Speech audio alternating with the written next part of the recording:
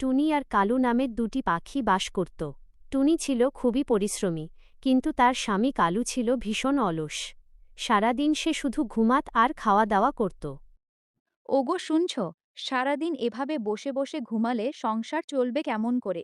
ঘরে তো একটাও খাবারের দানা নেই। যাও না, জঙ্গল থেকে কিছু খাবার নিয়ে এসো।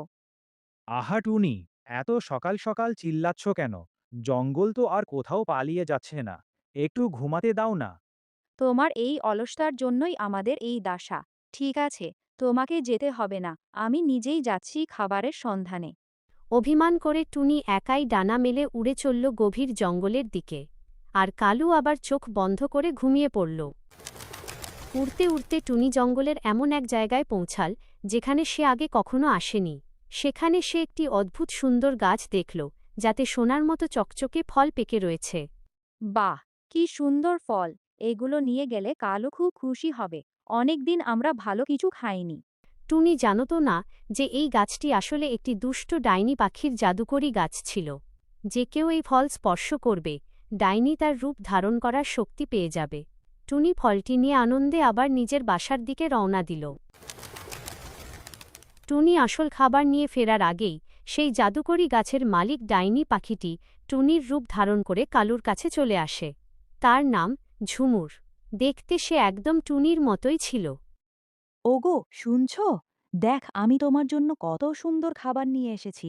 এখন থেকে আমি আর তোমাকে বকা দেব না। তুমি যত খুশি ঘুমাও। আরে টুনি, তুমি এত তাড়াতাড়ি ফিরে এলে? আর তোমার গলার আওয়াজটা কেমন যেন অন্যরকম লাগছে। আর তুমি তো আমাকে ঘুমাতে দিলে রেগে যেতে। আজ এত ভালো ব্যবহার করছো কেন? ধুর বোকা, আমি তো তোমার ভালোর জন্যই বলি। নাও, এই খাবারগুলো খাও।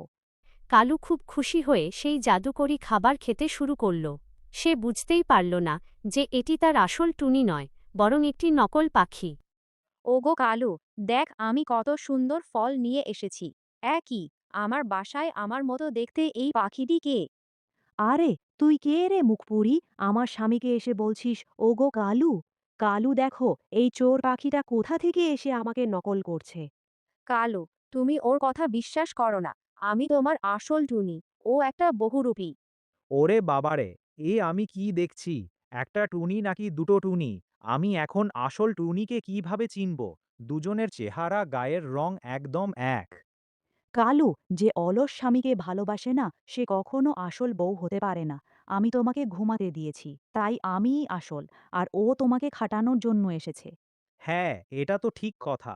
আসল টুনি আমাকে সারাদিন শুধু বকা দেয়। তুই নিশ্চয়ই নকল। ভাগ এখান থেকে। কালুর কথা শুনে আসল টুনির মন ভেঙে গেল। সে কাঁদতে কাঁদতে বাসা থেকে উড়ে চলে গেল। আর নকল টুনি ঝুমুর মনে মনে হাসতে লাগল। রাত গভীর হতেই নকল টুনি ঝুমুর তার আসল রূপ দেখাতে শুরু করল। সে আসলে কালুকে বন্দি করে দাস বানিয়ে রাখতে চেয়েছিল। হা হা হা, বোকা কাক! ভেবেছিস আমি তোকে সারা জীবন আরাম করাব? এবার দেখ আমার আসল রূপ। তোকে আমি জাদুকরি খাঁচায় বন্দি করব, আর তুই সারা জীবন আমার গোলাম হয়ে থাকবি। বাঁচাও, বাঁচাও! তুমি টুনি নও, তুমি তো একটা ডাইনি। আমি বড় ভুল করেছি। আমার আসল টুনিকে তাড়িয়ে দিয়েছি। টুনি, তুমি কোথায়? আমাকে বাঁচাও। আসল টুনি কিন্তু কালুকে ছেড়ে দূরে যায়নি। সে জানত এই নতুন পাখিটি কোনো বিপদের কারণ। সে গাছের আড়ালে লুকিয়ে সব দেখছিল। যখনই ডাইনি কালুকে বন্দি করল, টুনি তার বুদ্ধি খাটাল। দুষ্ট ডাইনি, আমার স্বামীকে বন্দি করার ফল তোকে ভুগতেই হবে। এই নে। আউচ! আমার চোখ! অন্ধ হয়ে গেলাম। আমি তোকে ছাড়ব না। কালু, জলদি খাঁচার দরজাটা খোলো। আমি লতা কেটে দিচ্ছি। টুনি চটপট তার ঠোঁট দিয়ে খাঁচার বাঁধন কেটে দিল এবং কালু মুক্ত হয়ে গেল। দুইজনে মিলে ডাইনিটাকে ধাক্কা দিয়ে গাছ থেকে নিচে ফেলে দিল। ডাইনি আর কখনো সেই জঙ্গলে ফিরে আসেনি। টুনি, আমাকে ক্ষমা করে দাও। আমি অলস ছিলাম বলেই ভালো মন্দের তফাৎ বুঝতে পারিনি। রূপের চেয়ে গুণের মূল্য অনেক বেশি। সেটা আমি আজ বুঝেছি। আজ থেকে আমি আর অলসতা করব না। তোমার সাথে সমানভাবে কাজ করব। ঠিক আছে, তুমি তোমার ভুল বুঝতে পেরেছ। এটাই অনেক। চল, এখন দুজনে মিলে খাবার খুঁজতে যাই। এরপর থেকে কালু তার অলসতা ছেড়ে দেয়।